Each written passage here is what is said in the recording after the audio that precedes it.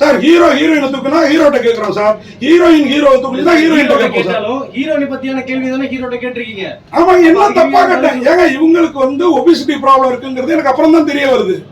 அவங்க இப்ப நான் தான் சொன்னேன், எனக்கு சொட்டா வழுக்கன்னு படத்துல கமெண்ட் வந்தா கொஞ்சம் முழுக்குன்னு ஒரு கோவம் வரும்.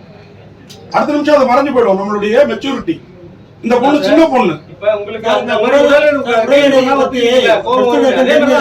அதுக்கப்புறம் அவங்ககிட்ட போன் பண்ணி ஒரு மன்னிப்பு கேட்டுக்கலாம். தவறே பண்ண எனக்கு தெரியாது தெரியாதப்ப நான் கேட்டு இவங்க ஃபீல் பண்றீங்க. நேத்து தானே தெரிஞ்சது, அன்னைக்கு தெரியாது. அப்போ ஒரு வார்த்தை போன் பண்ணி தெரியாது.